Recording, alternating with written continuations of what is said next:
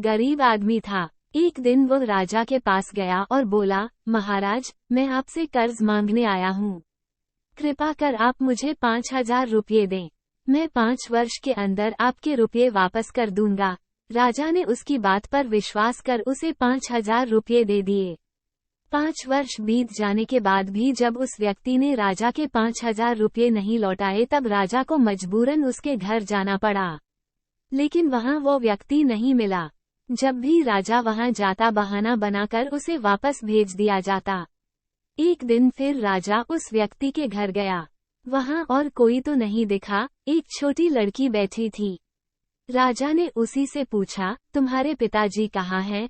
लड़की बोली, पिताजी स्वर्ग का पानी रोकने गए हैं। राजा ने फिर पूछा, तुम्हारा भाई कहाँ है?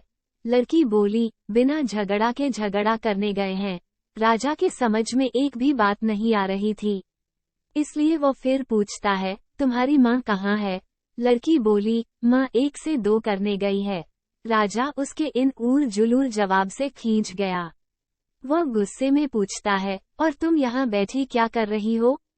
लड़की हंसकर बोली, मैं घर बैठी संसार देख रही हूँ। राजा समझ गया कि लड़की उसकी किसी भी बात का सीधा जवाब नहीं देगी, इसलिए उसे अब इससे इन बातों का मतलब जानने के लिए प्यार से बतियाना पड़ेगा। राजा ने चेहरे पर प्यार से मुस्कान लाकर पूछा, बेटी, तुमने जो अभी अभी मेरे सवालों के जवाब दिए, उनका मतलब क्या है?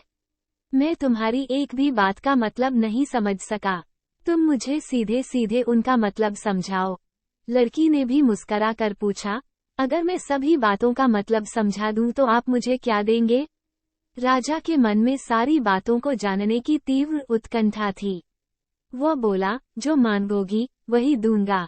तब लड़की बोली, आप मेरे पिताजी का सारा कर्ज माफ कर देंगे तो मैं आपको सारी बातों का अर्थ बता दूंगी। राजा ने कहा, ठीक है, मैं तुम्हारे पिताजी का सारा कर्ज माफ कर दूंगा। अब तो सारी बातों का अर्थ समझा दो। लड़की बोली, महाराज, आज मैं आपको सारी बातों का अर्थ नहीं समझा सकती। कृपा कर आप कल आएं। कल मैं जरूर बता दूंगी। राजा अगले दिन फिर उस व्यक्ति के घर गया। आज वहाँ सभी लोग मौजूद थे। वह आदमी, उसकी पत्नी, बेटा और उसकी बेटी भी। राजा को देखते ही लड़की पूछी, महाराज, आपको अपना वचन याद है ना? राजा बोला, हाँ मुझे याद है। तुम अगर सारी बातों का अर्थ बता दो तो मैं तुम्हारे पिताजी का सारा कर्ज माफ कर दूंगा।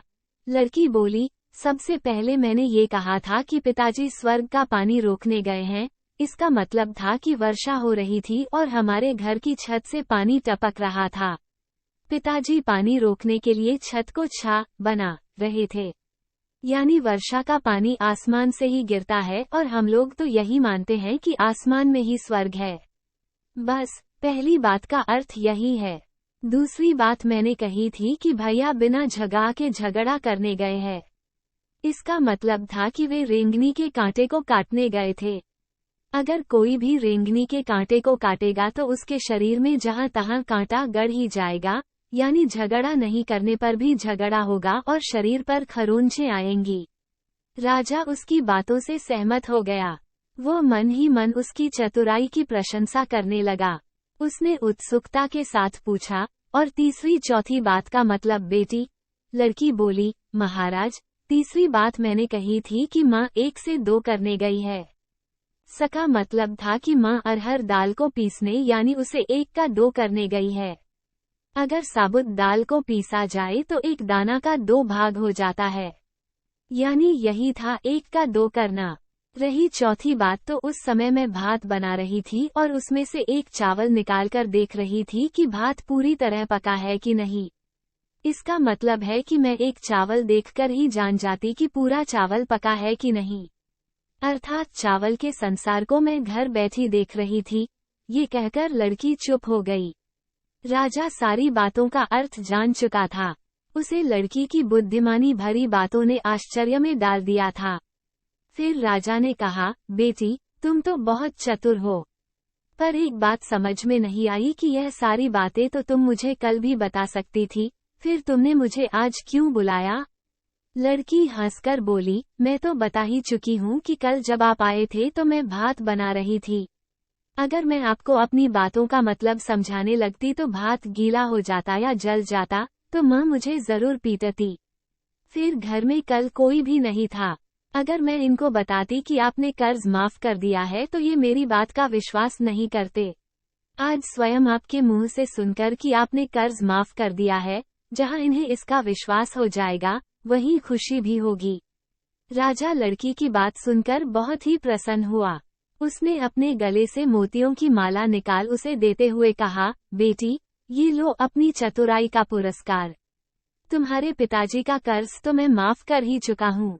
अब तुम्हें या तुम्हारे घरवालों को मुझसे बहाना नहीं बनाना पड़ेगा। अब तुम लोग निश्चिंत होकर रहो। अगर फिर कभी किसी चीज की जरूरत हो तो बेझिझक होकर मुझसे कहना। इतना कहकर राजा लड़की को आशीर्वाद देकर चला गया। लड़की के परिवार वालों ने उसे खुशी से गले लगा लिया।